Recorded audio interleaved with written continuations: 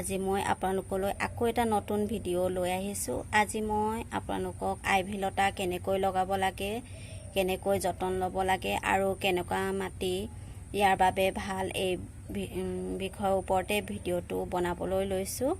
ভিডিওটো ভাল লাগিলে আপোনালোকে লাইক কৰিব, শ্বেয়াৰ কৰিব আৰু কমেন্টও কৰিব আৰু যদি মোৰ চেনেলটো এতিয়ালৈকে সাবস্ক্ৰাইব কৰা নাই আপোনালোকে সাবস্ক্ৰাইব কৰি লব বুলি আশা ৰাখিলো। আহকচোন এতিয়া ষ্টাৰ্ট কৰো। আইভি লতা হৈছে খুব ধুনীয়া এবিধ লতা জাতীয় ফুল। ইয়াৰ পাতবোৰ নিশ্চয় দেখিছে আপোনালোকে, জোঙা টাইপৰ হয়, ত্ৰিভুজ আকাৰৰ, দেখিবলৈ বগা আৰু সেউজীয়া, সম্পূৰ্ণ বগা নহয়, অলপ ক্ৰীম ৰঙৰ ফুল পাতখিলা, দেখিবলৈ খুব ধুনীয়া। ইয়াৰ বিভিন্ন জাত আছে, মোৰ বৰ্তমান এইটো জাতৰহে আইভি লতা আছে। মই এইজোপা প্ৰায় 4-5 মাহ মান হ'ল সৰু এটা ডাল লগাইছিলো। আপোনালোকে নাৰ্সাৰী বা আপোনালোকৰ বন্ধু বান্ধৱীৰ পৰা ইয়াৰ পুলি আনি লগাব পাৰিব। খুব সহজ লগাবলৈ। আপোনালোকে হেঙিং টাবত ওলমাইও দিব পাৰিব বা ওপৰলৈ যাবলৈও সুবিধা কৰি দিব। দুই ধৰণে এই গছজোপা ধুনীয়া লাগে দেখিবলৈ। আইভি লতা লগাবলৈ আপোনালোকে সদায় শুকান মাটি, শুকান বালি, অলপমান কোকোপিট, কেঁচুসাৰ নহলে গোবৰ আৰু অকমান কম্পোষ্ট মিক্স কৰি লগাব। তেতিয়া আপোনালোকৰ ফুলজোপা খুব ধুনীয়া গ্ৰো কৰিব। মই এনেদৰেই লগাইছো।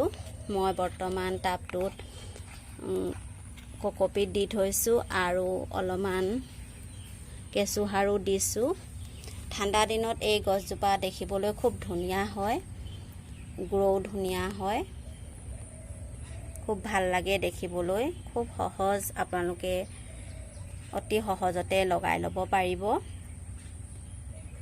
পানী দিয়াৰ ক্ষেত্ৰত আপোনালোকে অলপ অলপ ৰাতিপুৱা গধূলি দিলেই হ'ল। বৰষুণ দি থকা সময়ত পানী নিদিব আৰু একেবাৰে গছজোপা শুকাই যাবলৈ নিদিব। অলপ মাটিখিনি ময়েষ্ট কৰি ৰাখিব, তেতিয়া ফুলজোপাই খুব ভাল পায়।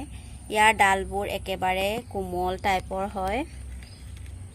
বেছিকৈ পানী দি দিলেও গেলি যোৱাৰ সম্ভাৱনা থাকে আৰু বৰষুণৰ বতৰত বাহিৰত নাৰাখিব এই ফুলজোপা। বেছি বৰষুণ পালেও এই ফুলজোপা গেলি যোৱাৰ সম্ভাৱনাই বেছি। মই বৰ্তমান বাৰান্দাতে থৈ দিছো। আপোনালোকে এনেকুৱা এডাল বনাই ল'ব পাৰিব আইভি লতা জোপা বগাবৰ বাবে। মই ইয়াৰ ভিডিওটো বনাইছিলো, বিশেষ কিবা এটা বিজুতিত ভুলৰ বাবে ভিডিওটো নাথাকিলে মোৰ মোবাইলত, সেইকাৰণে মই দিব নোৱাৰিলো। তাৰ বাবে মই দুখিত। দুডাল দীঘল বাঁহৰ টুকুৰা ল'ব আৰু সৰু সৰু টুকুৰা আপোনালোকে কাটি এনেদৰে বান্ধি দিব। খুব সহজতে এনেকুৱা এডাল আপোনালোকে বনাই ল'ব পাৰিব। ইয়াতকৈও দীঘলো বনাব পাৰিব। মই বৰ দীঘল নাই বনোৱা।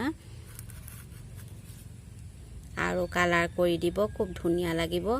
আপোনালোকে গ্লুগানো লগাই দিব পাৰে। গ্লুগান লগালে অলপ টাইট নহয় বাবে মই বান্ধি দিলো ৰছীয়েদি। এনেদৰে বনালে খুব ভাল লাগে দেখিবলৈ।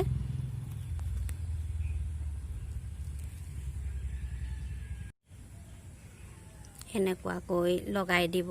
মই মাটিত পুতি দিছো জখলাডাল, খুব ধুনীয়া লাগে দেখিবলৈ। ভিডিওটো ভাল লাগিলে পুনৰ কৈছো লাইক কৰিব, শ্বেয়াৰ কৰিব আৰু কমেন্টও কৰিব। আজিলৈ আহিছো।